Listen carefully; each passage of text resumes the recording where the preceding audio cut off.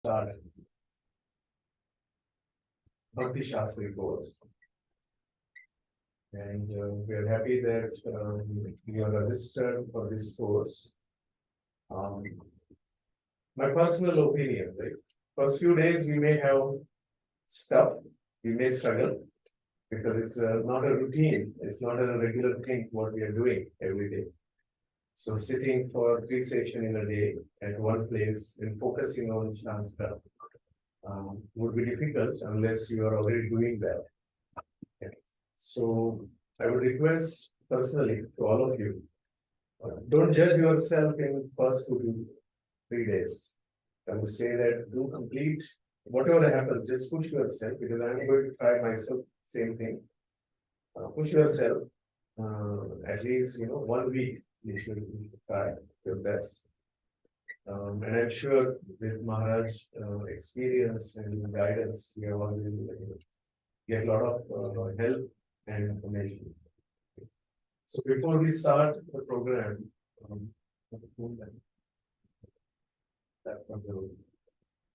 sorry, I would like to introduce Maharaj. So Maharaj, I met first about 2 years back here. Maharaj visited, and here in Deland, we were able to spend some time. And from that time onward, Maharaj is my guide and mentor. Whatever issues I get, then I try to discuss with Maharaj. Actually, it is Maharaj's idea that we should use this nice place as an offering to Srila Prabhupada to setting up as a study or educational institute. And he connected us to ISKCON Bhagavad Mahavidyalaya, and through that we are here today. Just let you all know about Maharaj. Maharaj studied for 16 years of formal education. He has his bachelor's in taxation and accounting, then master's and PhD in religion. He is teaching for many years. This may be 10th batch of Bhakti Sastri. He is very much connected with VIG, MIG as I think VIG as a staff member and MIG, VIG both as a teacher. Also, he is the board member of ISKCON Education Ministry. He has, he was the original or initial director of the Vedanta College in Radhadesh. He was staff as well as teacher there for several years. Maharaj is currently traveling for many years and guiding many devotees. He is also connected with ISKCON Sannyas Ministry, guiding different sannyas sannyas candidates. Also, Maharaj extensively traveled and preached with His Holiness Parlananda Maharaj.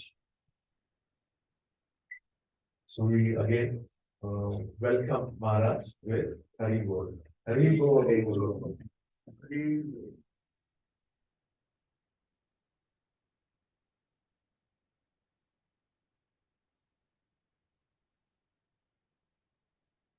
Come in between, yes.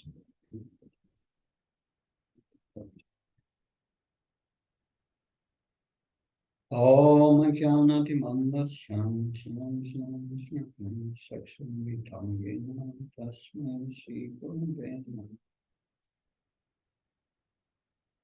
Vichitayam Anubhishtam Stavatam Yenam Bhutaleshvam Upagadam Indranati Svapadam Vandeham Shivam Shiyuda Bhaktanam Shivam Vaishnavam Sam Shri Rupam Jagajatam Sakam Ragnatam Vikantam Sajivam Sapektam Saduttam Paramasatam Shri Krishna Chaitanya Devam Shri Radha Krishna Padam Sagamrita Shivashakam Vitamsha Hare Krishna Karuna Sindhu Dinabam Bhakti Gopesha Gopakanta Radha Kantam Tapta Kanchana Gauranga Radhe Vrindavaneshwari Vishwami Sutadevi Panamadevi Pankha Kauta Visham Kripa Sundari Visham Padam Pavanabhyo Vaishnavyo Jaya Shri Krishna Chaitanya Prabhu Nityananda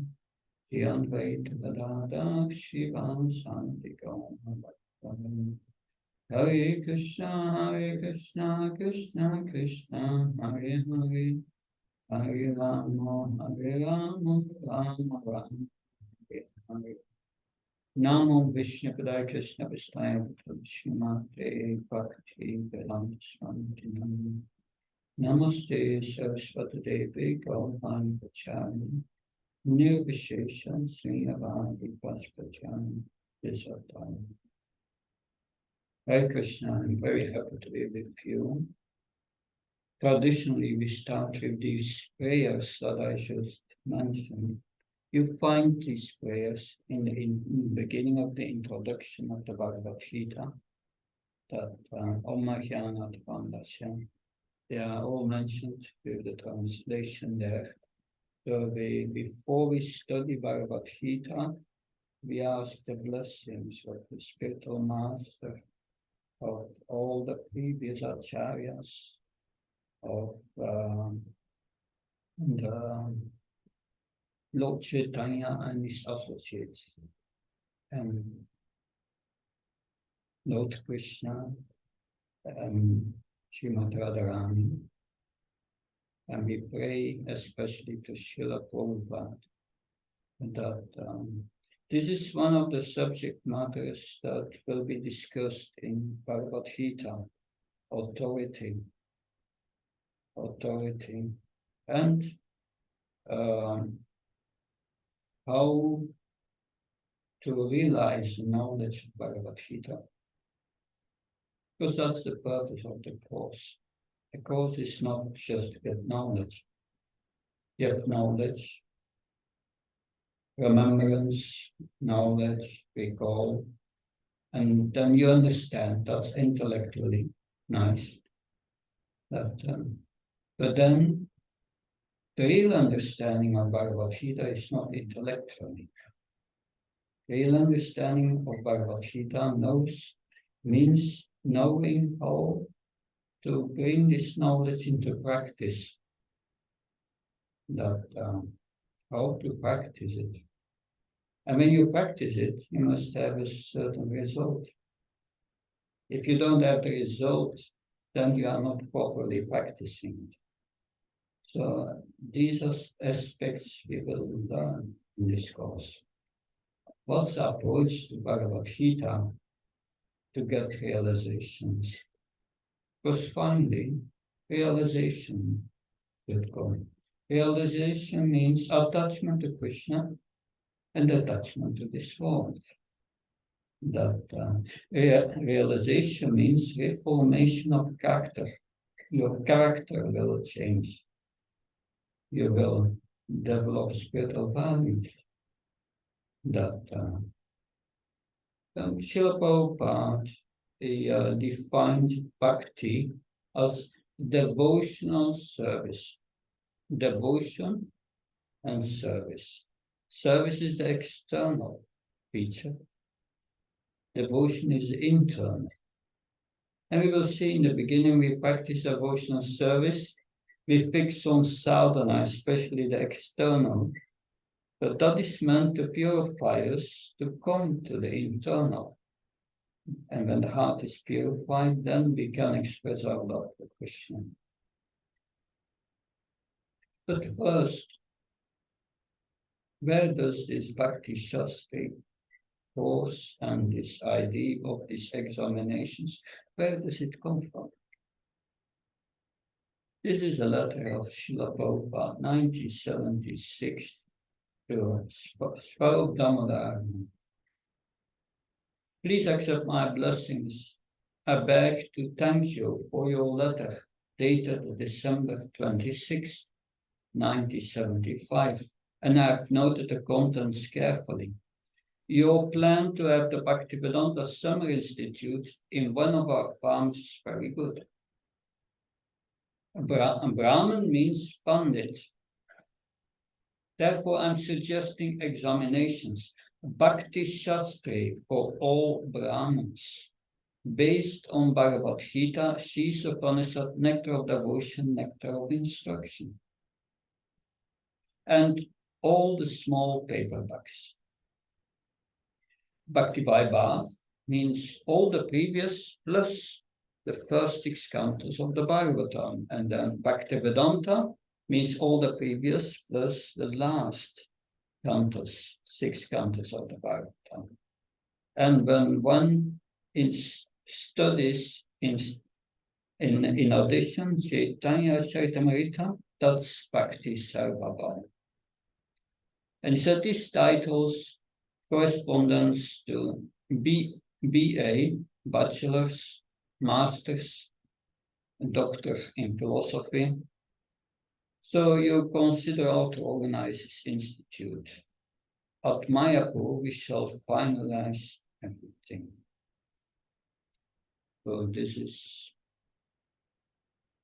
the first start of the Bhakti Shastri examinations. In the beginning, there was no course, just examination.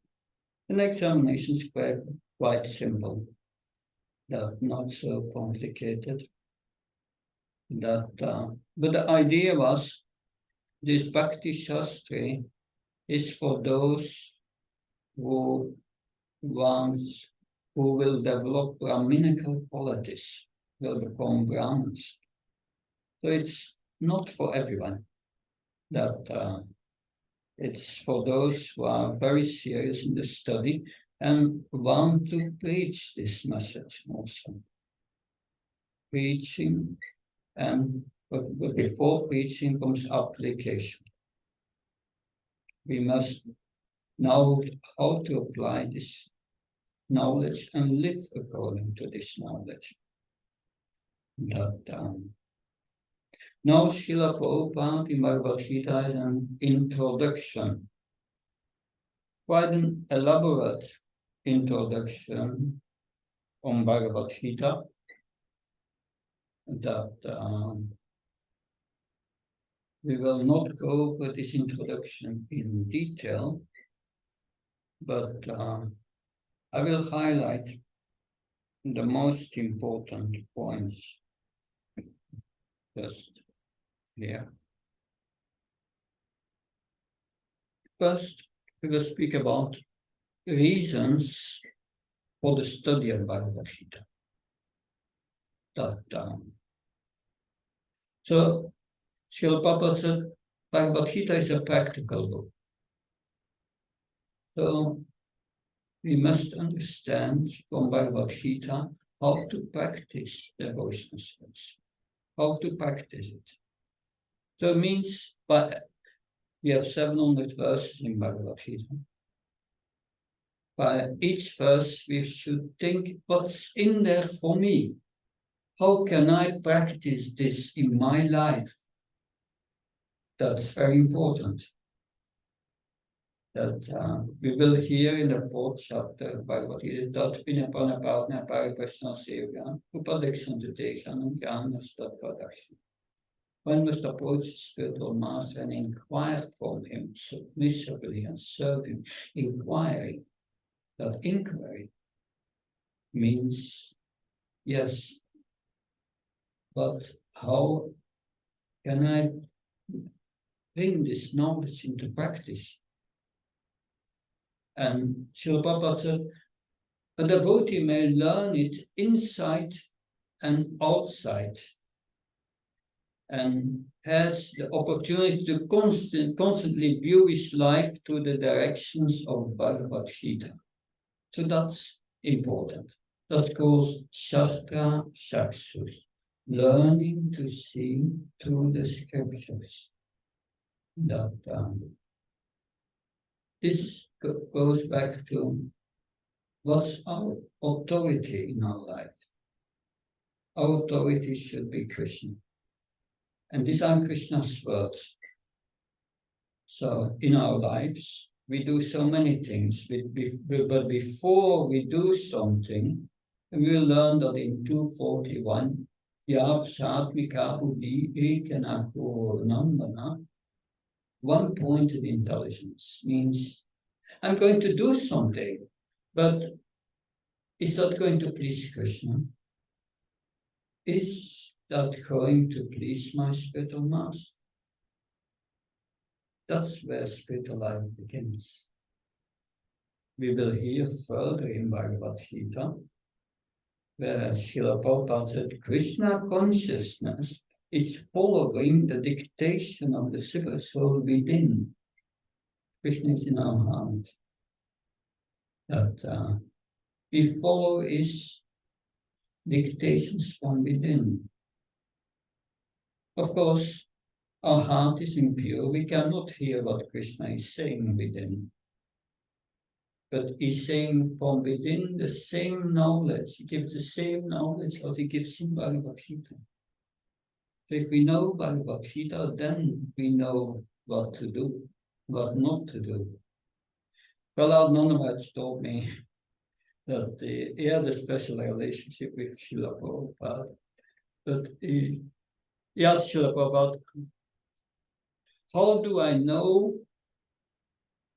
what to do and what not to do in Krishna consciousness? And Srila Prabhupada looked at him with compassion and said, you will do the wrong thing. So that's important, that if we don't follow Krishna's instructions, we will do the wrong thing. We will hear in the 4th chapter of Bhagavad Gita, there are 3 kinds of action: akarma, vikarma, and karma. Good karma, bad karma, and Krishna conscious action. If you are not acting in Krishna consciousness, you will get reactions. You take birth again, so many things. We will do the wrong thing. The only right thing is to act in Krishna consciousness. So, what are some reasons for studying Bhagavad Gita? First, let's hear. Someone want to give some reasons why we study Bhagavad Gita? Please. Don't be shy. But you are here to study Bhagavad Gita. What are your reasons? Please share. Yes. I study Bhagavad Gita so that I understand who am I and what is the purpose of my life. Okay. Who am I? What's the purpose of life? Good reason. Other reasons? Learn about Krishna. To learn about Krishna. Okay. Good. Yeah. Any other reasons? No? Yep.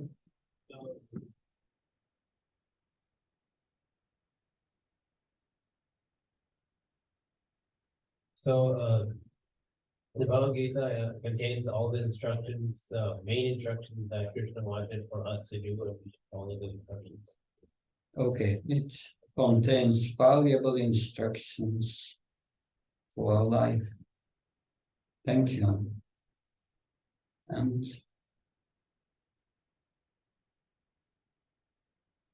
have a stable platform for spiritual life, spiritual growth. okay, to have a stable platform for spiritual growth. Very good. Good. I'll be giving you some reasons. Srila Prabhupada gives in the introduction. He says Krishna is guiding us back to the spiritual world. This is Krishna's guiding us back to the spiritual world. Srila Prabhupada said this Bhagavad Gita is the authority, is the basis of all our activities in the Krishna conscious movement. That another reason is we heard someone wants to know who am I. That so it's to free us from the body conception of life and come to the conception of the soul, to the our real ego. That Srila Prabhupada also writes in the introduction, this Bhagavad Gita is the theistic science of the soul. And not less important, it teaches the science and the process of self-realization. That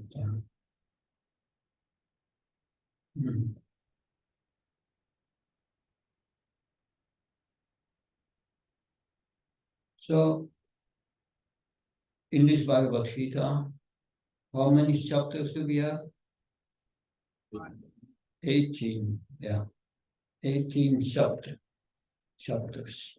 In numerology, that's a very auspicious number. That because that yeah, it has importance in the Bhagavad Gita. It's 18 chapters, 18 days of the bottom. But these 18 chapters are divided in 3 parts. First 6 chapters, 6 middle chapters, and the last 6 chapters. The first 6 chapters are going to discuss Nishkam Karma. Nishkam Karma. We will hear that in 247. Karman hypothecaristic.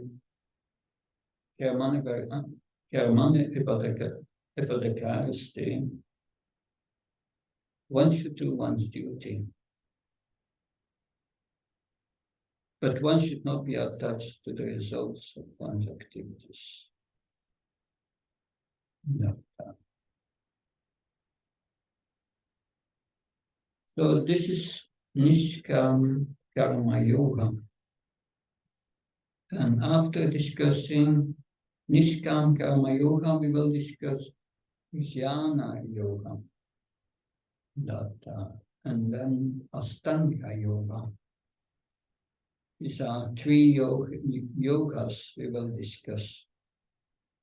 And the first 6 chapters are the basis.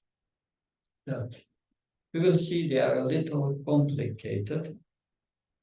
And we will spend a lot of time on the first 6 chapters. That we will discuss Karma Yoga and different levels of Karma Yoga. How that lead to Jnana Yoga. What's the purpose of Jnana Yoga? And how this Jnana leads to the practice. That the Karma Yoga helps us to come out of the body concept of life, not the body. Then one starts to understand the question, when I'm not the body, who am I? One goes to Jnana Yoga and tries to understand the difference between matter and spirit, right? And then matter and spirit, when one understands that difference, oh, I'm spirit, I want to experience being a soul. Then one comes to Astanga Yoga, Jnana Yoga, Yoga of meditation. And at the end of this chapter, Krishna will say, Yoginam apisarvasam madhyanam pratmanam shalva vajrayo nam samyukta tamemata. Highest yogi, Krishna says, the one who is united in love with me within the heart. So one finds Krishna in the heart. But still, one stays in this material world even with that realization. Unless one understands what's the super soul in the heart. And that's explained in the next 6 chapters. That the second 6 chapters, that they don't discuss karma yoga, jnana yoga, stanga yoga. No, they discuss bhakti yoga. The middle 6 chapters are considered the essence of Bhagavad Gita. Because that's good to know that because how this Bhagavad Gita connects with all the other Vedas. So many Vedic scriptures. We know it's in the middle of the Mahabharata, yes, we know. But how does that knowledge relate to the Vedas? Yeah, you have the Vedas, Rig Veda, Atharva Veda, Sama Veda, Yajur Veda, 4 Vedas, and you have the Vedic hymns that, and these Vedic hymns, very beautiful, but these hymns are called the Samhitas, the text of the Vedas, for each Vedas and text. But then you have a commentary on these Vedas called the Brahmanas, nothing to do with Brahmins, it is called Brahmanas. And this Brahmanas explains only, it's the same text as the Veda, but in between it explains how to pronounce the hymns properly. Because proper pronunciation was very important. That, also in Bhagavad Gita, we have to learn how to pronounce the Sanskrit properly. And then the third, each Veda has a third part. That's called Aranyaksa. Aranya means forest. It explains how to do jagyas, sacrifices for each of these Vedas. And it describes everything, the ladle, the spoon to use, and then which how to purify the ghee and all that, and all the mantras to be chanted for that Veda. That was the third one. But every Veda has a fourth part. So the first part was the Samhita, the text. The second part was the Brahmanas, how to pronounce it. The third part, Aranyaksa, how to do the sacrifice. And the fourth part of the Vedas is called Upanishad. It's the knowledge, the spiritual knowledge of the Vedas. And that's the important part, the spiritual knowledge behind. And each Veda has its Upanishads, different Upanishads. And in this course, like the Yajur Veda, one of the most important Upanishads there is Sri Isopanishad, which we will discuss in this course. Sri Isopanishad. It's very philosophical and deep. It's a story of a spiritual seeker who is searching for the absolute truth. And it defines the difference between ignorance and knowledge on different levels, avidya and vidya. But the essence of all these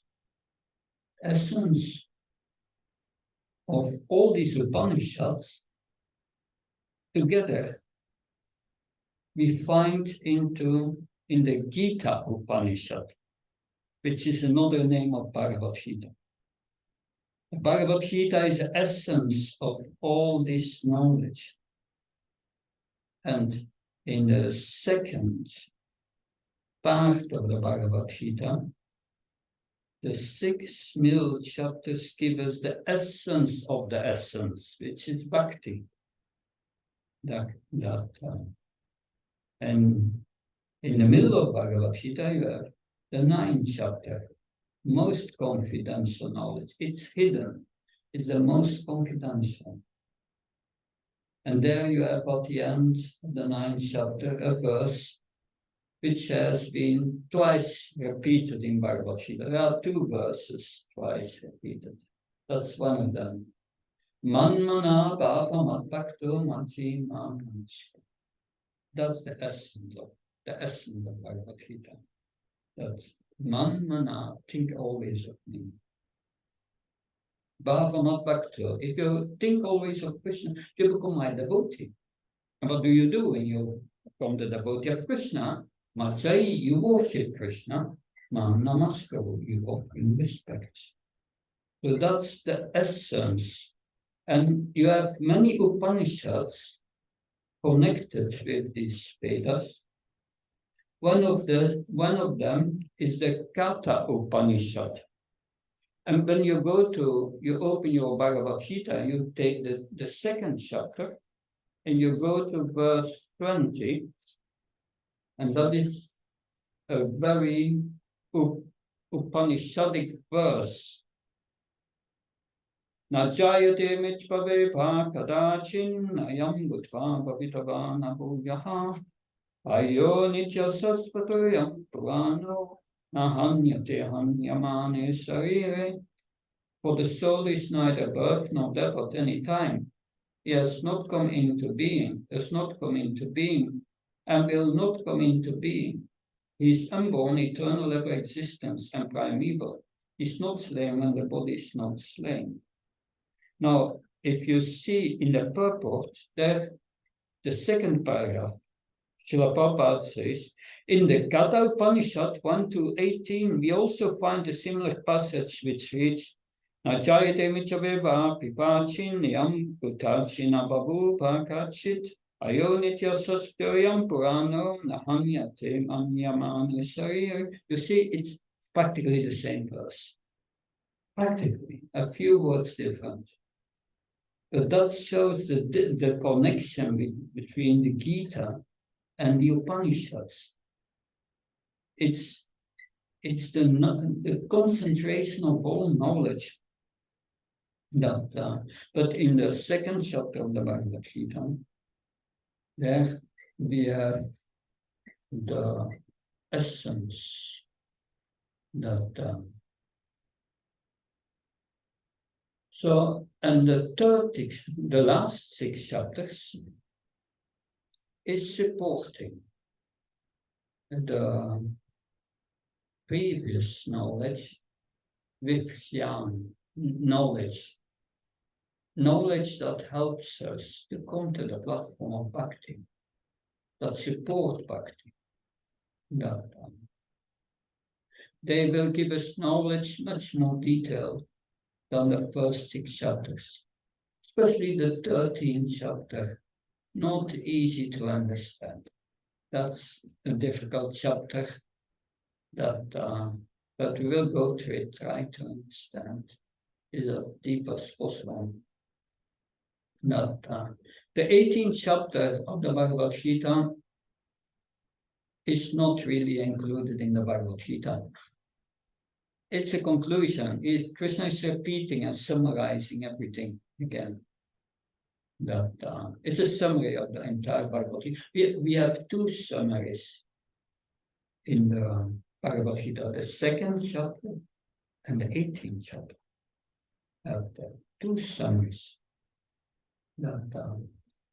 So why do we have Bhakti in the middle of Bhagavad Gita? Our Acharya says there are 4 reasons for it. The first is that Bhakti is rahasya, a secret. Therefore, in the 9th chapter was the title of the 9th chapter, the most confidential knowledge. Raja Vidya Raja Guyam. It's the king of all knowledge. But it's Guyam, very secret. And we will hear in the fourth chapter already, Krishna says in 4.3, because I'm telling you this knowledge, Arjuna, because you are my friend. And yeah, because therefore you can understand this confidential knowledge. So, because it's in the middle of Bhagavad Gita, because love of Krishna, Bhakti, is very sweet. It's the essence of all scripture. In 15:15, Krishna will say, Vedasta sarva amiva vedya vedantakit vedaviti vachaham. Sarvasram vedishan vistamatra smidyanamavams. I'm sitting in everyone's heart, forming whose knowledge, forgetfulness, and remembrance. Vedasta sarva amiva vedya. By all the Vedas, what's the purpose of all the Vedas? It's to know me. And Vedantakit, Vedavit Ivachan. I am the compiler of the Vedas, Krishna says. And the purpose is to know me.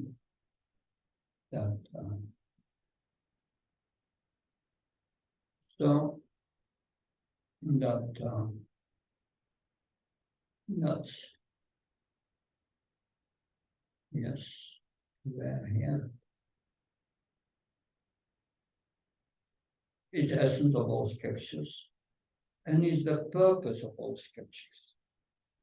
That's something very important we need to understand. Krishna will say in the 4:9, Janma karma smidhyam yoni veda tattva jakvam punam shaman naitamamit saranam. Oh, Arjuna, if you understand my position and my pastimes, you will not take birth again. But that's a process Krishna is describing. And that process we find in Bhagavad Gita. And it has three parts. First, knowing Krishna. Know Krishna, who Krishna is. We will hear that, especially in the 15th chapter, Purushottam Yoga, Yoga of the Supreme Person. And there Krishna will say, yeah, okay, there are the conditioned and the liberated soul. There are two kinds. But I'm above the conditioned and the liberated soul. I'm above. I'm controlling both the liberated and the conditioned souls. So whether we are conditioned or liberated, we are still controlled by Krishna, but by different energies. So that is to be understood. Krishna is different from us. Krishna will say in the fourth chapter, I'm Ajja, I'm born. I'm appearing because of my Atma Maya, my own spiritual energy, out of my own sweet will. Do we appear in this world out of our own sweet will? No. No choice. You get your body, and that's the body you have to accept. You are completely under control. We are the controlled. Krishna is a controller. So that will be explained in Bhagavad Gita. If we understand who Krishna is, then we know we are not Krishna. But who are we? That was one of the purposes the gentleman at the end mentioned. Yes, I want to know who I am. The first lesson is I'm not Krishna. And Krishna explains who we are in 15:7 in Bhagavad Gita. Mamai vamsho jivedo ki jiva buddha sanatana. We are part and parcels of Krishna. Very small. And because Krishna is a controller, we are the controlled. We are in part and parcels. As a soul in quality, we are the same. Three qualities, Sat, Chit, Ananda. Eternal, full of knowledge and bliss, that's Krishna's position. And in our original position, that's also our position. But now we experience the opposite. The bodies are shut. Asat means it is temporary. We are here not for very long, but within this body. And we are full of ignorance, no knowledge. We even don't know who we are. But we don't know how things happen. Your heart is beating. Who makes your heart beating? You say nature. Who controls nature? Krishna says in Bhagavad Gita, Maya Dakshana Prakriti. I'm controlling material nature. So Krishna is making your heart beat. We will understand. Krishna makes your digestion working. A girl becomes pregnant, and how does this child develop? Does she have any control? No. It's nature, and Krishna controls nature. Krishna controls every cell. But we are thinking ourselves the controllers. There's another lesson to be learned in Bhagavad Gita. Krishna will tell in 3:27. Prakriti Kramani Guna Karma Savs Ahankara Vimudatma Kartam Putimanyata. Everything in this world is done by material nature, Krishna said, and I control material nature. I control material nature. And but those who think that they are the doer in this world are vimutas, super asses. So that's deep knowledge we will explore in Bhagavad Gita. Like, I'm thinking. Krishna gives you and allows you to think what you can think. He's doing the thinking. The thinking is a function of the mind. And we will learn in Bhagavad Gita, we are not the mind. We are observing the mind. And we are identifying with the mind. We will learn in Bhagavad Gita, we are not the doer, but still we are the doer. Krishna in the 18th chapter will clarify there are 5 factors of action. And we are only one of them. And how does the soul do things? By desire. And that's the activity of the soul, becoming attached to something. So we will learn in this Bhagavad Gita who we are. We are different from this body.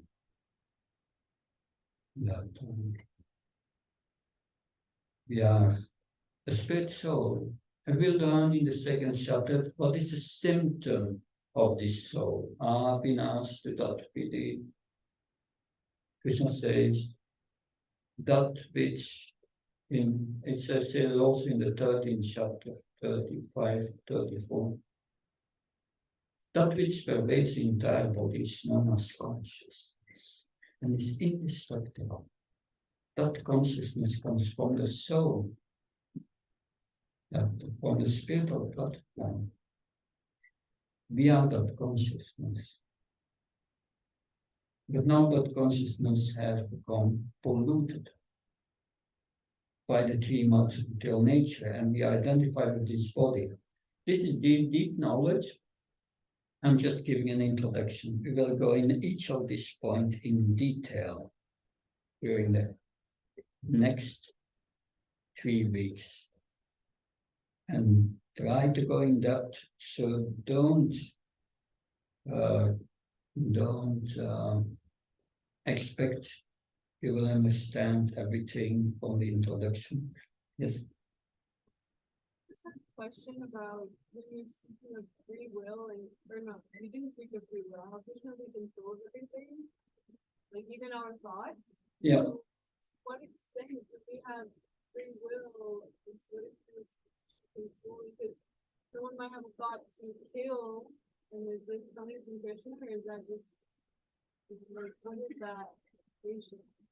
Yeah, that's the point of free will, which we will discuss.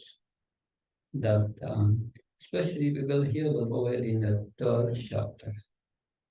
That of course, one who is not Krishna conscious cannot really use his free will. That we will learn that also in the second chapter. Many thoughts come up in our minds. We will analyze where come these thoughts, where does it come from? It's Krishna in the super soul who gives us these thoughts. Because of our actions in previous lives. But they come up into the mind. But if you think you are the mind, I think I am my thinking, feeling, willing. I'm not. Most people think like that. I'm my emotions. That's me. Then you follow these emotions and these thoughts of the mind. You identify with the mind, and your free will is practically zero. But the devotee comes to the point of not identifying with the mind. He becomes like an observer of the mind. And he sees what's going on, desires come up into his mind, and he's checking with his intelligence that desire. Is Krishna going to be pleased when I do that? Oh, that's not your desire. That will make cause further entanglements in birth and death. I'm not going to do it. And then it goes away. And he can execute his free will. But you can only do that when you are Krishna conscious. You can only do that when you start to follow the four regulated principles. If you don't follow these principles, your mind will be stronger than the soul and overwhelm you. So that is a short answer, but we will go into that in very much detail. Maybe just quick follow-up. So even if someone acts on, uses their free will, and I guess even if someone acts on their free will and something that takes away from Krishna, Krishna is also controlling that action. Yeah. He's always in control. But he fulfills the desires of the soul. Material desire means I want to forget Krishna and I want to enjoy. And Krishna facilitates that. And he facilitates that by giving you a material body. And everyone thinks in this world, I'm this body. And yes, I'm this body. And we live for the pleasure of this body, eating, sleeping, feelings, emotions on the subtle platform. And you work your whole life for the body. And what happens? You have to leave it. It's all for nothing. It's just a waste of time. That we learn from Bhagavad Gita. Don't waste time. Go for self-realization. If all these material desires are gone from the heart, you find Krishna in the heart. You see Krishna in the heart of others everywhere. And your life becomes full of bliss. And that death comes. You will not stop to exist. You may go to the next body. And if your heart is pure, it's a spiritual body. Your relationship with Krishna is eternal. And so it means Bhagavad Gita teaches us how to live in a constant relationship with Krishna. But you can only do that when the heart is pure.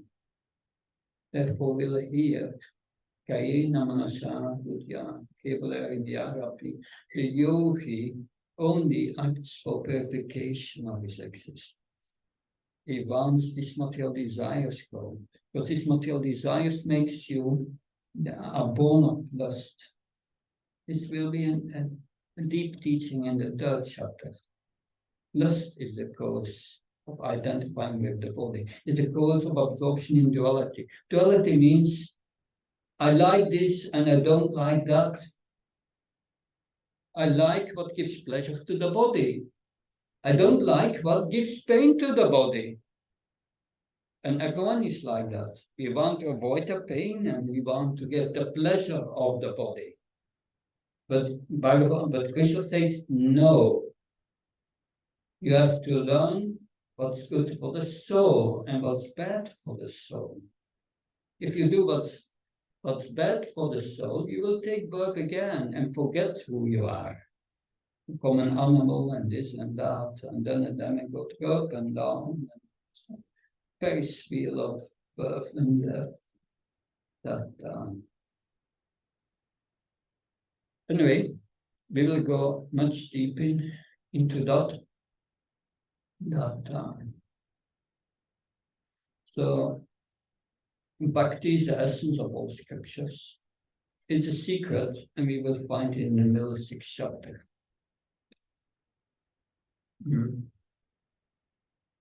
So, also, Karma and Jnana Yoga, we will discuss that in relation to Bhakti Yoga. And that karma means acting as a spirit soul.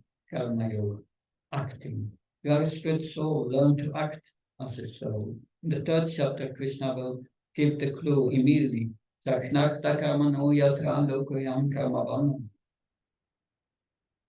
Do all what you do as a sacrifice for me. And then no reaction, then you act spiritually. And that will be the problem with Arjuna in Bhagavad Gita. He does not get that point. And we will hear today the 1st chapter of Bhagavad Gita. The 1st chapter is not an unimportant chapter.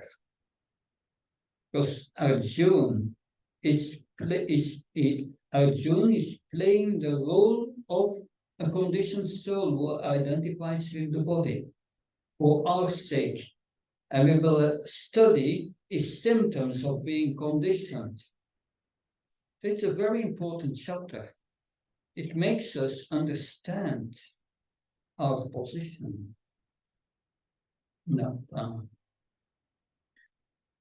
So this, of course, the first 6 chapters, the middle 6 chapters about Bhakti are hidden. Because it is very valuable that Bhakti is the most important.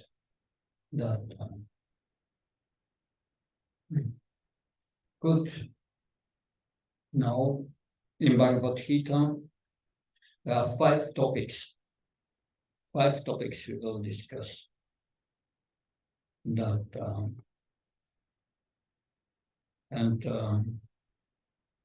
Once I was in a Gurukul, I was explaining these 5 topics to children, 7, 8 years old.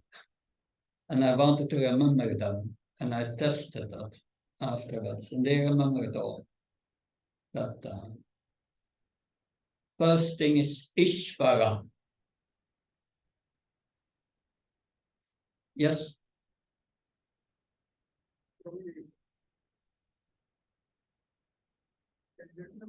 I'm hearing you now. I just have a question, whether we can raise hand and ask questions in between, or there will be a question at the end. Because, there are questions coming up in mind, and then, we want to write it down and then ask if that favorite mind. Because, It's best to write it down, not the end. I've said, I leave at least 10 minutes for questions. that was my question. Thank you. Good. So I explained these 5 topics to the children. And I said, I explained it, and then I asked them, what does it mean? I asked them, what is Ishvara? And one child said, Krishna. Then Prakriti. Another child said, it's everything around us, nature, everything around us. Prakriti. And then I asked, what is Jiva? Jiva, they said, that's us, the soul. And then I asked that what is Kala? And one child said, I'm always coming too late in school. Time. And then what's karma? Karma, another child, and that's what we do, our work. So that's how the children explained it to me. We will hear about these 5 topics. Srila Prabhupada discusses that also in the introduction. So we will hear in this first chapter, Arjuna is identifying with the body. And he gives his reasons for not fighting based on his bodily existence. We will see how he laments and how these are symptoms of the conditioned soul. But we have these 5 topics, and by what Gita learns us how they interrelate with each other. Yes. The Ishvara controls the jivas and material nature. But the jiva has a personal relationship with Krishna. So that's the purpose of Vedic study. That in the Vedic study, we have the Vedanta Sutra, the Brahma Sutras, which are the essence of all Vedic knowledge. And that essence of these instructions of the Vedanta Sutra are very cryptic aphorism, very short, cannot be understood by, there must be commentary to understand it. That, like Aham Brahmasmi, I'm spirit. Atata Brahma Jihnas. Now you have attained human form. Now you can try to understand who you are. That's your duty. So these are the sutras. But this Vedanta Sutra is 4 books. And the first book is about Sambandha Jnana, understanding what's the absolute truth, Krishna, and who are we, and what is our relationship. Our relationship with Krishna is devotional service as a soul. So that is the Sambandha Jnana. Without this knowledge, you cannot re-establish your relationship with Krishna. You cannot start your relationship with Krishna. So that's what Bhagavad Gita gives us. And the second and then the third book of the Brahma Sutras, Vedanta Sutras, is about Abhideya Jnana, how to act as spirit soul. Now we have understood we are a spirit soul, but how to act as spirit soul. And in the fourth book is about prayojan, the goal. The goal is blissful, ecstatic love for Krishna. That's the goal. So we find also this in Bhagavad Gita. Now, I come factly to the introduction. I will read a few lines here. Shankaracharya has described the Bhagavad Gita as a stream of nectar flowing from Krishna's mouth to Arjuna. We are fortunate because we can also partake in the taste of this divine nectar. Srila Prabhupada recommended that we have a thorough understanding of, if we have a thorough understanding of Bhagavad Gita, both its essence and intricacies, it serves as our fundamental preaching book. Usually, we only grasp fragments of Bhagavad Gita's teachings, fragments such as Karma Yoga, Stanya Yoga, the description of the universal form of the 11th chapter, or we know, Krishna says, Sarvam Paichaya in Bhagavad Gita, and Krishna says somewhere in the Bhagavad Gita, I'm the sun and the moon, and among fish I'm the shark. So we get something of Bhagavad Gita, pieces of knowledge here and there. We remember slokas like Denosmin Chatadi, Kamram Charnam Chara, but how is Bhagavad Gita unified? It is one cohesive unit. And that's the reality. And mostly we don't get that. We get gaps, big gaps. And the purpose of this course is to put this together in one, so that you understand how everything relates to each other, that in the right context. Also, Bhagavad Gita, it's a practical guidebook governing external activities. So if we understand Bhagavad Gita, it will help us to practically apply this in our lives. But to understand Bhagavad Gita is not understanding on a scholarly platform. When I did my PhD at the University of Wales, I met many scholars and they could quote from Bhagavad Gita and so many scholarly explanations, but none of them could understand that they are not a hobby. So what's the use of study of Bhagavad Gita? No, it's practical value. That's important.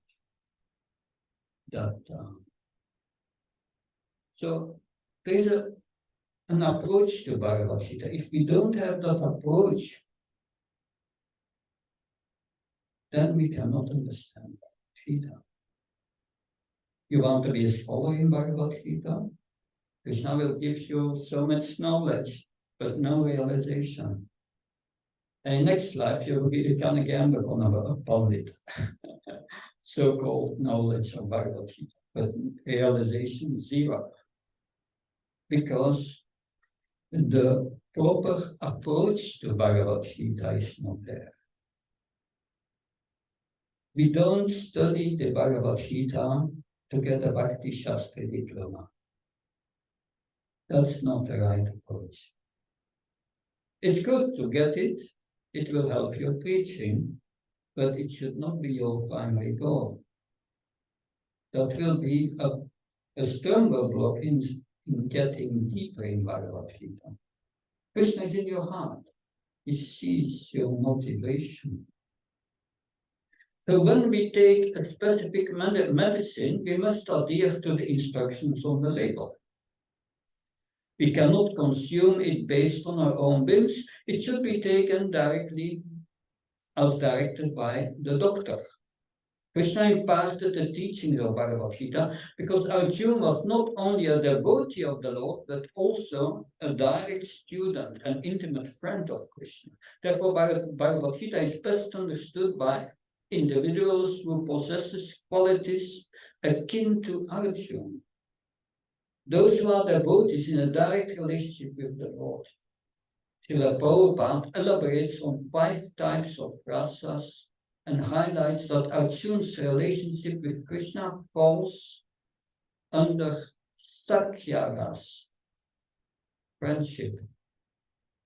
Srila Prabhupada emphasized that our relationship with Krishna and explains that we have all forgotten his connection. So that we have all a relationship with Krishna, but we have forgotten that relationship.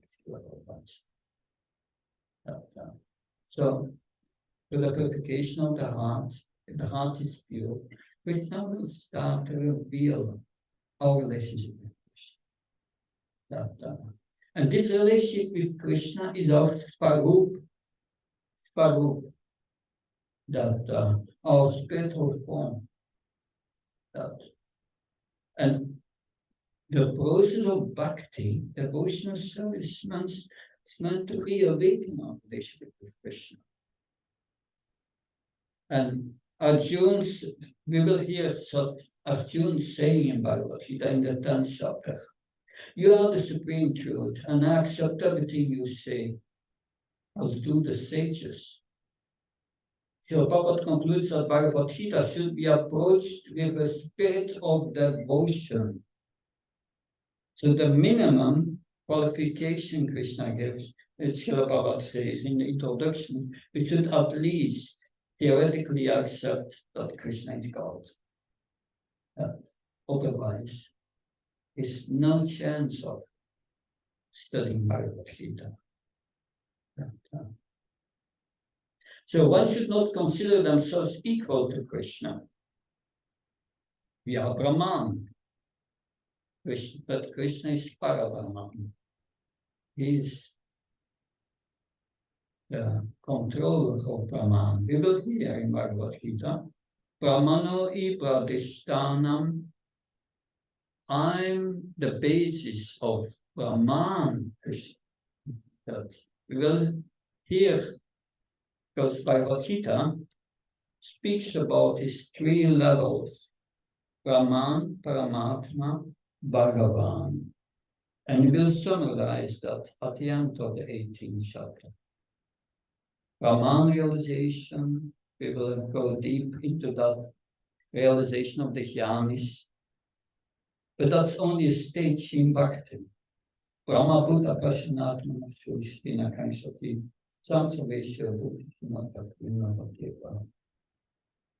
That's when you stop lamenting for things in this world or hankering in this world, you are always peaceful, Pashanatma.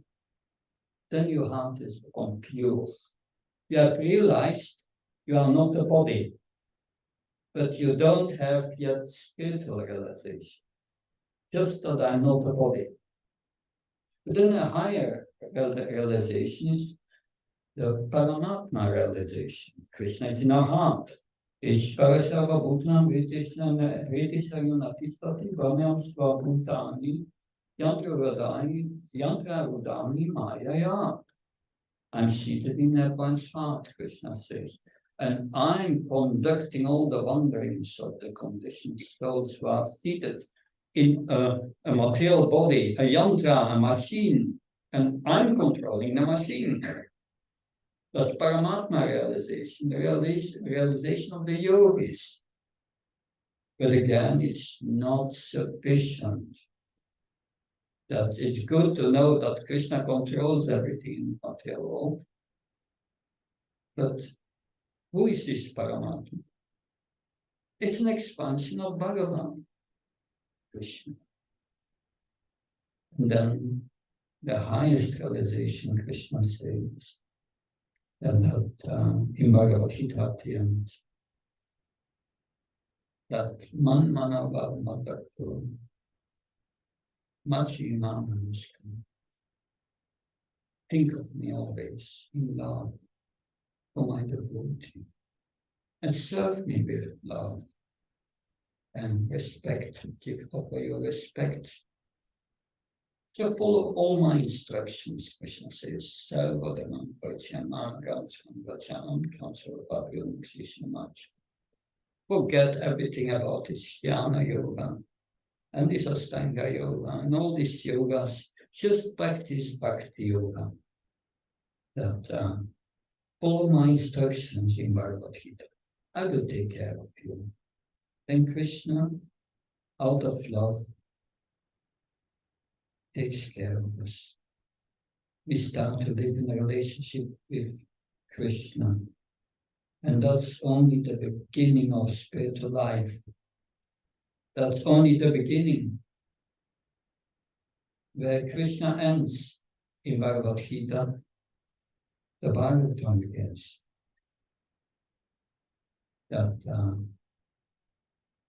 Anyway, that's another study, a higher study. The Bhagavatam explains us in practice how to live in that relationship with Krishna. Bhagavad Gita is a practical book. It is the essence of knowledge. Srimad Bhagavatam is Krishna himself explaining us how to practice devotion service. Anyway, we will hear about this practice, the essence of this practice from the Bhagavatam. We find in Nectar of Devotion, a very practical book. And there you will find many quotes of Srimad Bhagavatam. Good. So as per Arjuna's statements, one should at the very least theoretically accept that Krishna is God. Therefore, this is the qualification of someone to study Bhagavad Gita. While a person is not fully convinced that Krishna is God, they should at the very least consider it a strong possibility and approach the book with such a mindset. This serves as the minimum requirement to delve into the study of Bhagavad Gita. That with a submissive spirit, we can complement his teachings. Without adopting a submissive spirit, it becomes exceedingly challenging to grasp the depths of Bhagavad Gita, as it holds great mysteries within. So yes, so we spoke already about the 5 subjects of Bhagavad Gita, and how they relate to each other. So we will hear in Bhagavad Gita, Krishna is a warrior and has to fight with his family, his relatives. And he sees only causes of disaster. Today, that would be a very good man, a man who wants peace, who does not want to harm others. A non-violent man would be a very good man.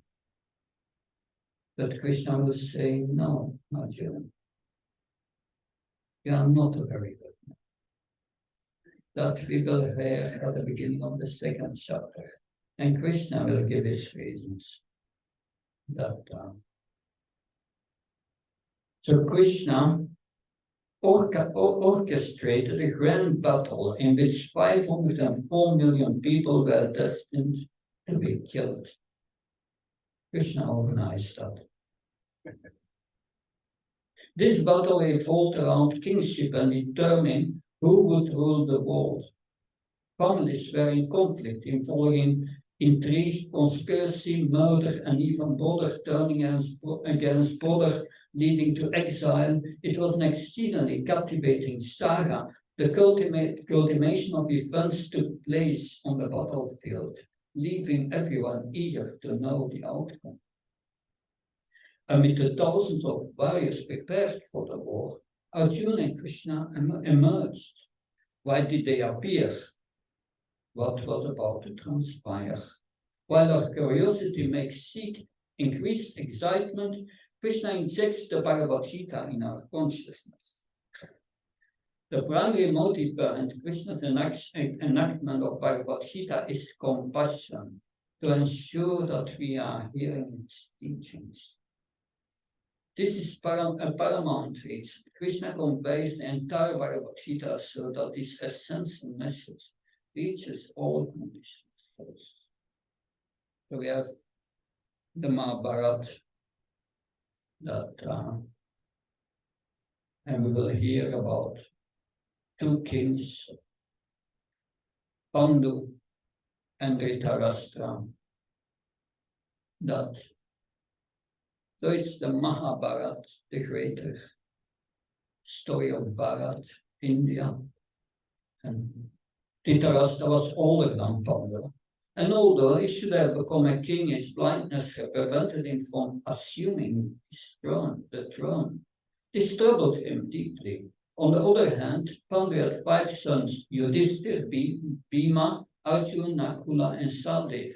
Dhritarashtra, however, had 100 sons, with the evil Duryodhana being the chief. Dhritarashtra, not being the rightful king as per the succession passing to Pandu, had to bear this. After Pandu's untimely demise, due to a curse, the sons were meant to ascend the throne. Since they were too young, they were placed under the care of Dhritarashtra. It was during this time that Dhritarashtra's envious sons, particularly Duryodhana, conspired to eliminate the young boys.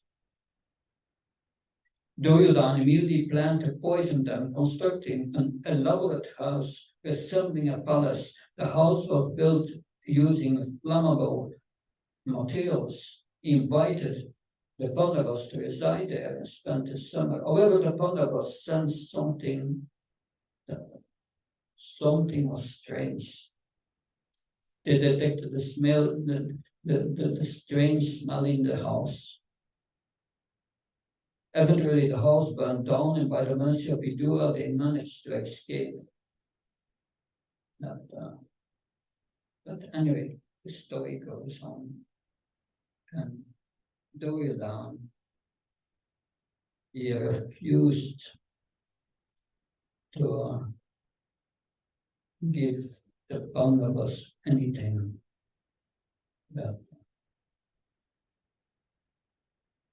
So they were pleading with Duryodhana, give us half of the kingdom.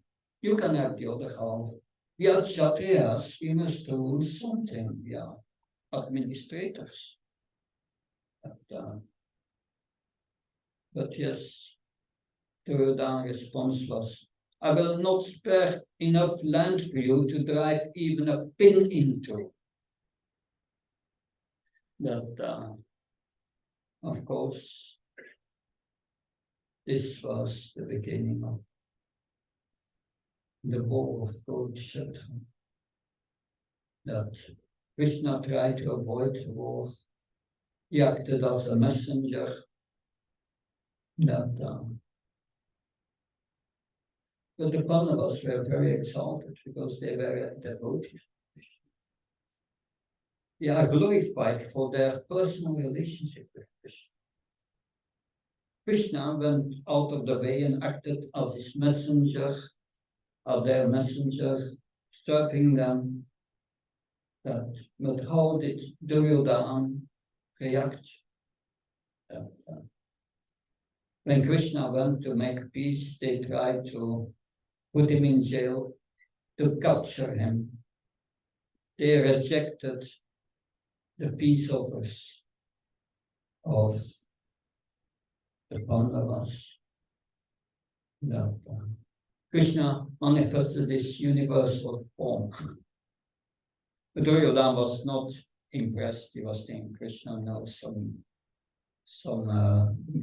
missing powers, yes. that there's a story that when just before the Battle of Kurukshetra, because Arjuna was thinking, at which side is Krishna going to fight? And Duryodhana was thinking the same thing. And they arrived at the same time in Dwarka, at Krishna's palace. And Krishna was still resting in the morning. So the Duryodhana and Arjuna arrived at the same time, and they went to Krishna's sleeping room. And Duryodhana was at the side, right to Krishna's face, and Arjuna was at the end of the bedstead at Krishna's feet. So Duryodhana was thinking, when Krishna wakes up, he will say, "Oh, Duryodhana, why did you come? What can I do for you?" But no, when Krishna woke up, he was looking straight before him, and he saw Arjuna. And said, "Arjuna, oh, what? Why did you come?" And Arjuna explained we came both because he wanted to know at which side you will fight, the Pandavas or the Kauravas. And then, Arjuna said, and Krishna said, first, I will not fight. I will remain neutral, but I will assist the side, one side, and the other side can have my army. So that, and Arjuna said, so Krishna asked, do you want me or my army? And Arjuna said, I want you, Krishna. And Duryodhana became very happy, he said, because now I get all these armies, this to at least some part of Krishna's army, some Aksarinis, and he became very happy. So that's how Krishna became the charioteer of Arjuna. He was not fighting, but he was assisting the Arjuna. See, yeah, I think we are there. That was introduction. Any questions? Yes. Why is it that Bhakti is a secret? Why is it being kept a secret? Okay. So the question is, why is a Bhakti a secret? Because everyone who came to this material world, they wanted to forget Krishna. They wanted to take Krishna's position. And as long as we desire that in our heart, Krishna does not want to give us spiritual knowledge. To get spiritual knowledge, you must surrender. That's what he says in the third language. You must surrender. You must accept him first as the Supreme Person of God. So we will see Srila Prabhupada will speak about that.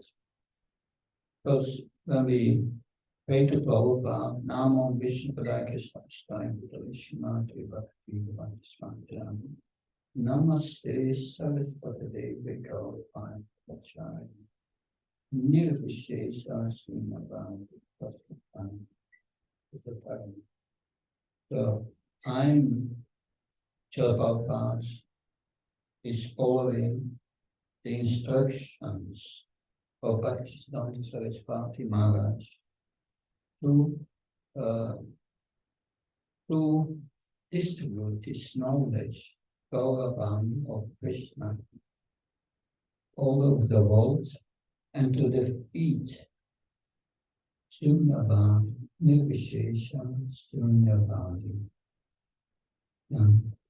Nirvishesha, Sunyavadi. These are the impersonalists and those who want to make everything zero in the Buddhist. That they want Krishna out of the picture. And Krishna will speak about it in Bhagavad Gita. Avajananti manati nanashintan ashritam. Yeah, rather, those who don't know my real nature, they think I'm impersonal. And they are mudas, passes. And Krishna says in Bhagavad Gita, 4:11, Ye atama pravachate tamstate vacham. I am revealing myself according to the surrender of someone. You can only understand this knowledge to the proportion you are surrendering to Krishna. So these impersonalists, they are not surrendering. And Krishna does not want them to get knowledge. They get seeking knowledge, that's all. That they get this seeking knowledge from within. Because they want it. They want Krishna out of the pictures. And Krishna gives them all intelligence and knowledge to do that. So that is Naham Prakashis Sarvasya. Krishna says in 7:5-25, I do not reveal myself to anyone. I remain covered by my Maya, my illusion and illusion. So therefore, Krishna reciprocates with our mentality what we want. If we want to enjoy in this world, then you have to forget Krishna. Because Krishna is the enjoyer. There will be no fun. Therefore, everyone is illusion and things I'm enjoying. That we think we are enjoying.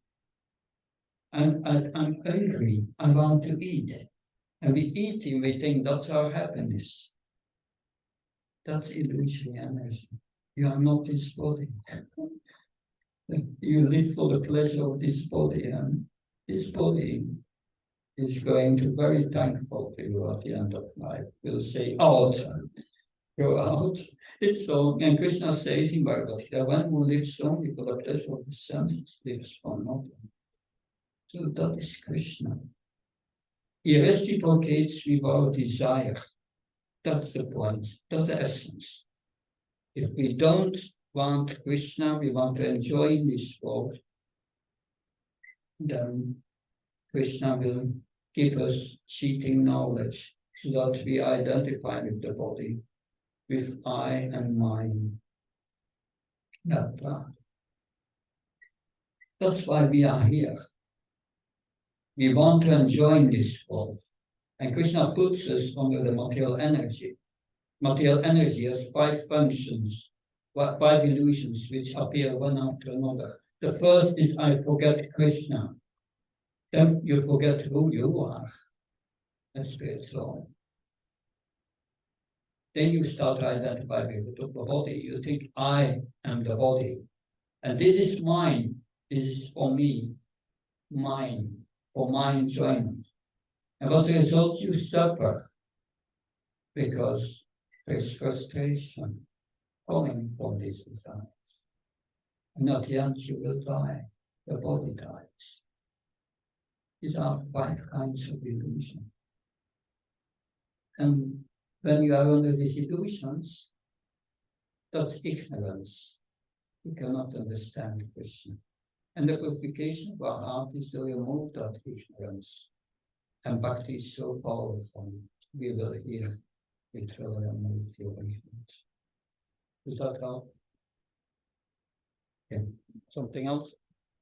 Yes. Everybody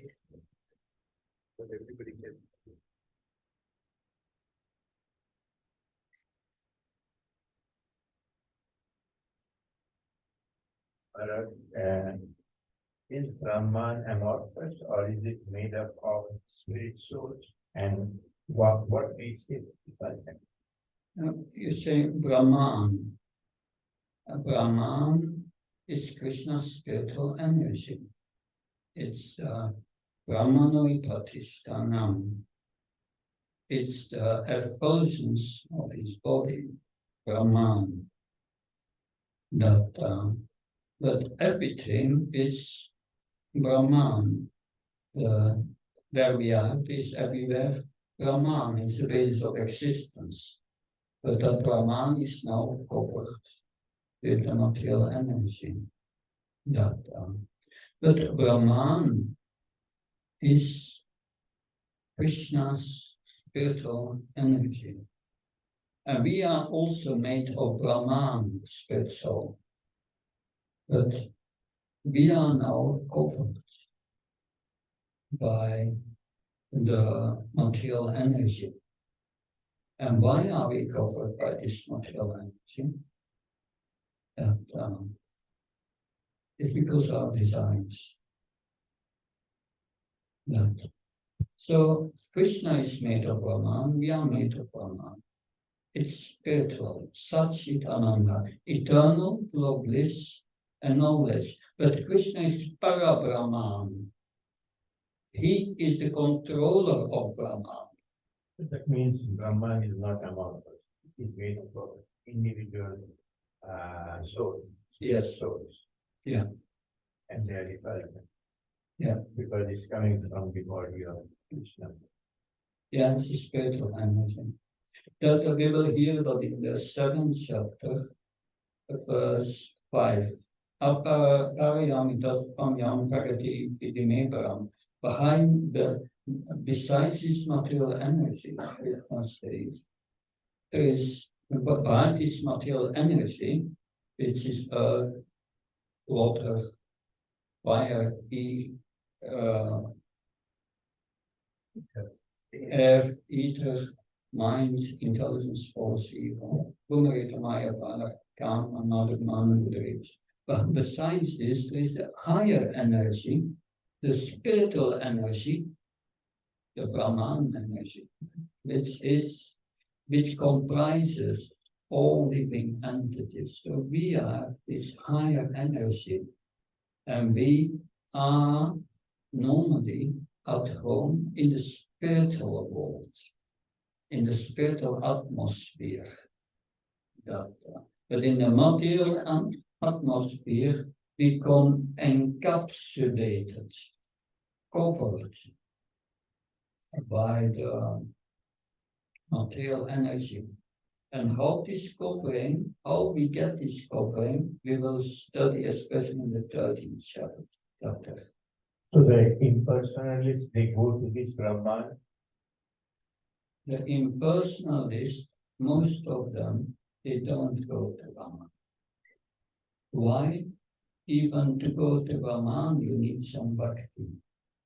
Because the problem is, and that's explained also in Bhagavad Gita by Lord Brahma.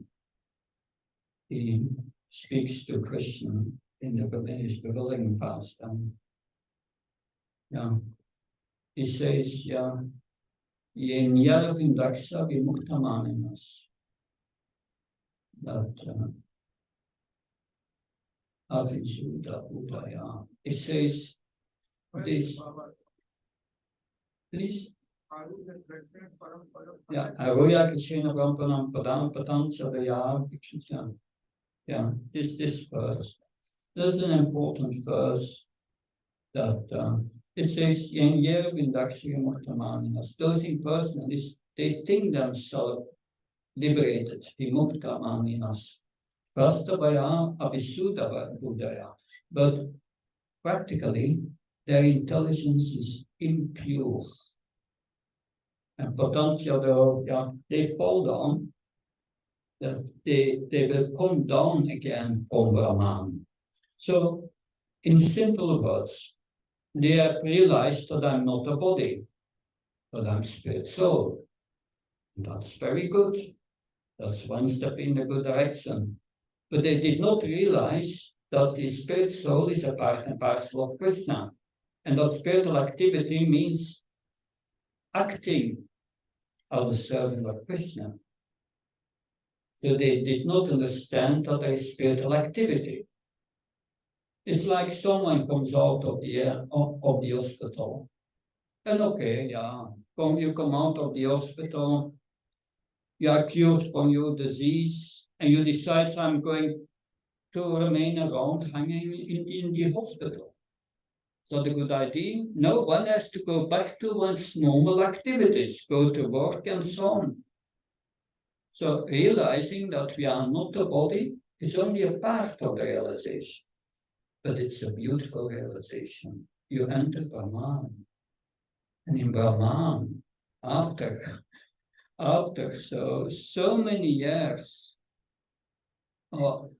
millions of births, suffering in this world, you get peace, supreme peace. It's good, right?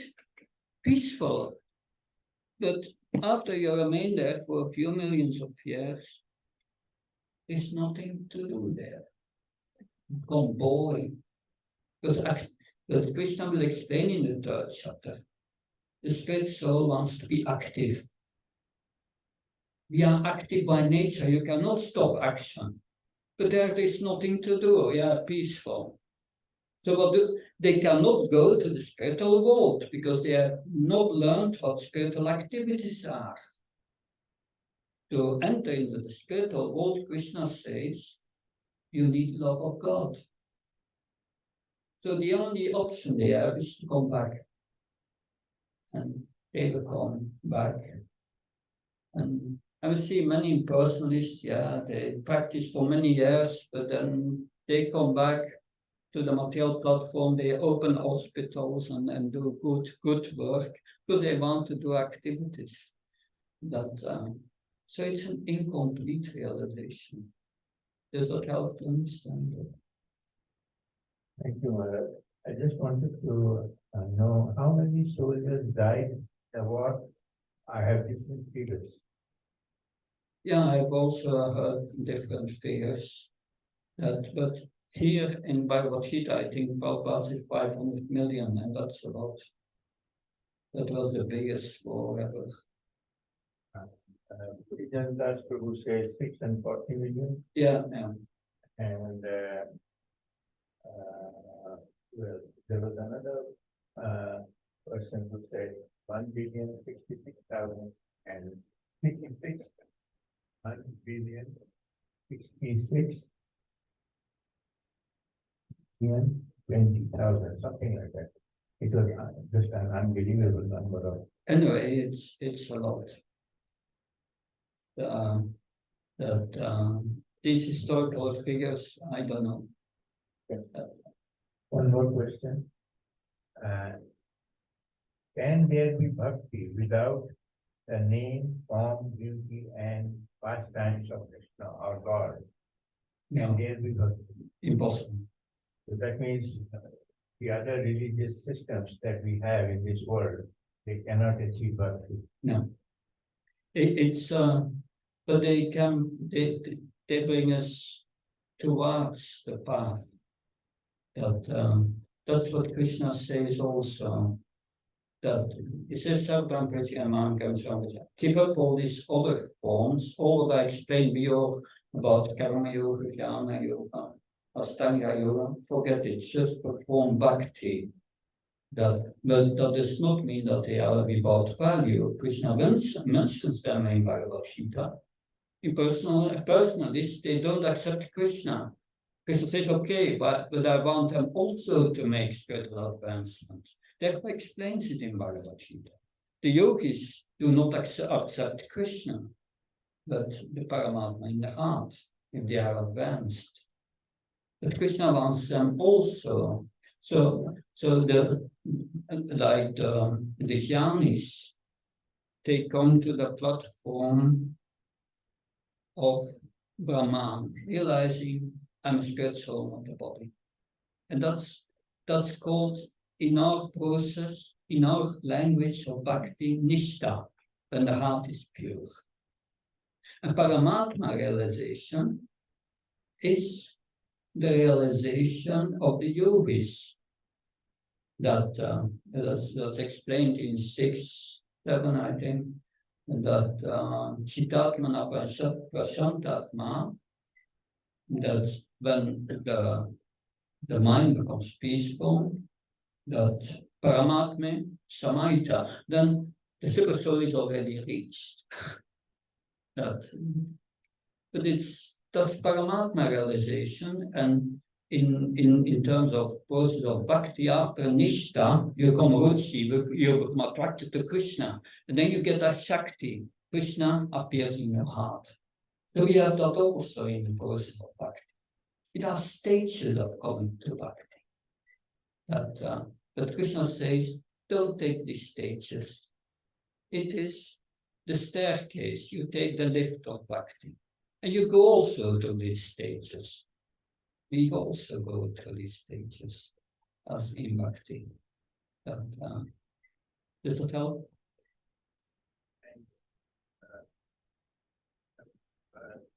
If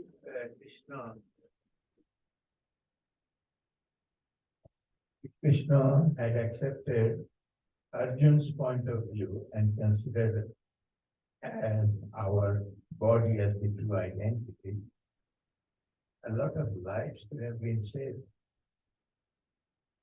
Do you agree with that? The point is, we will learn that Arjun wanted to save Bhishmadev. Bhishmadev he raised him, all his affection, his grandfather. He was very attached to Bhishmadev. But what did Arjun say? What did Krishna say to him? He says, Bhishmadev, if you decide not to fight, you think Bhishmadev will not die? No, he will also die.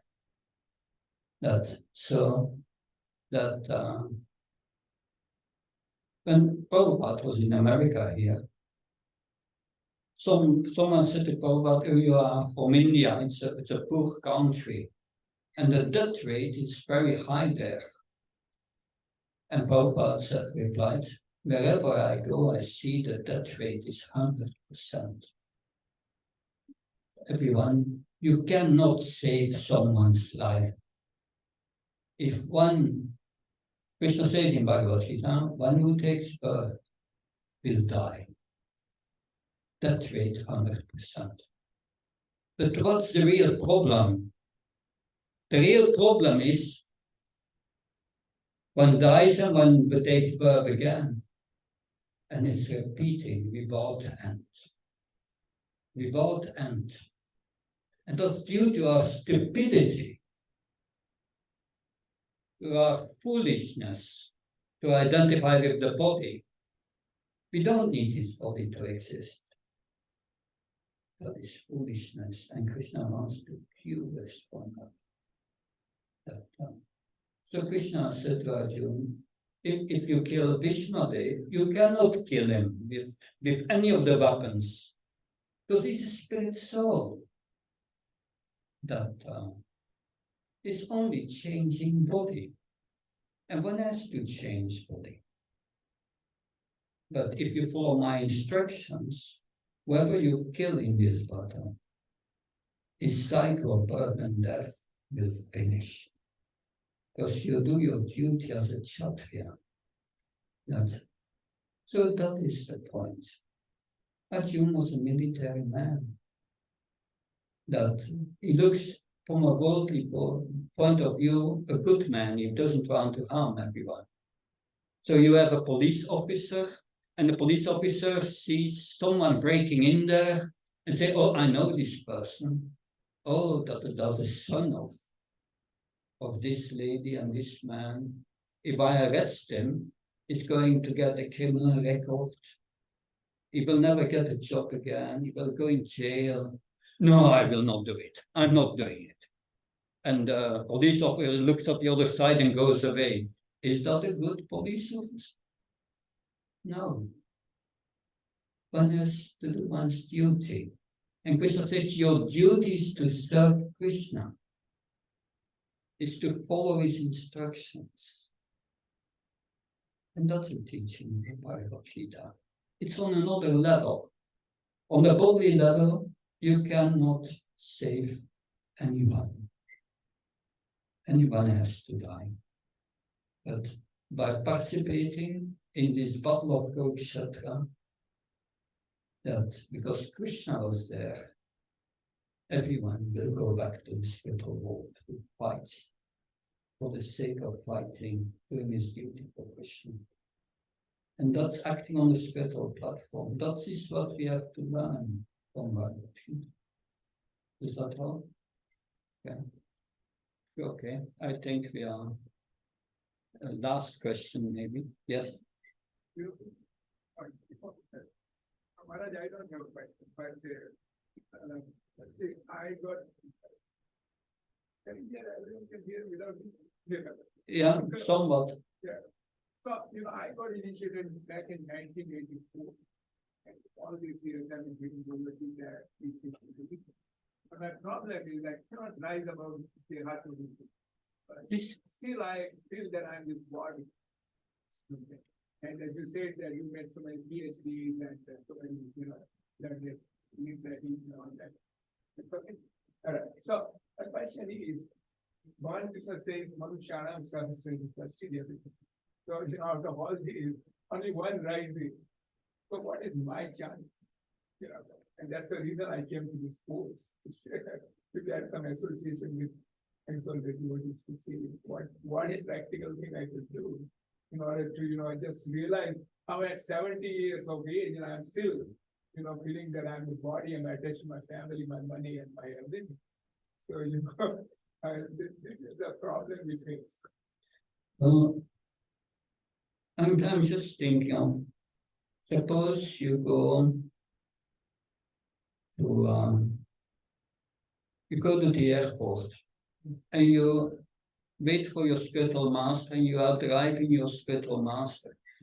And while you are driving, you are absorbed in the traffic rules and so on.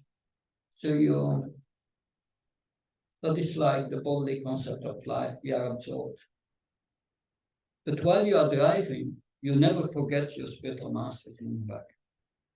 So that's a bit like a devotee. We may be absorbed in bodily concept, but in the back we know, I have to do it for Krishna. And I find the point you are making are very honest. But we are all in that condition. As long as you have the body, every moment you don't chant Hare Krishna, every moment you don't think of Krishna. Even when you serve Krishna, you can forget. Then it becomes external. And that takes a while to get over that. Like I tell you honestly, I'm not as long in the process as you, a little at the end of the 80s I joined. But like 30 years ago, if someone would come to me and the devotee would come to me and would say something which is not nice about me. But like 30 years ago, I would be disturbed, and I would be disturbed for months sometimes. Now we are more than 30 years later, and the same thing happens. I'm still disturbed for a few minutes, and then I let it go. And that's the difference. That's the difference, that you don't start to take things in this world so serious, and you let it easily go. Because of our practice of sadhana bhakti attachment. And that's the purpose of this course also, that we learn how to organize our life nicely in that way. Good, thank you very much. We will stop here, so I've gone a little over this time. This was the introduction. Srila Prabhupada.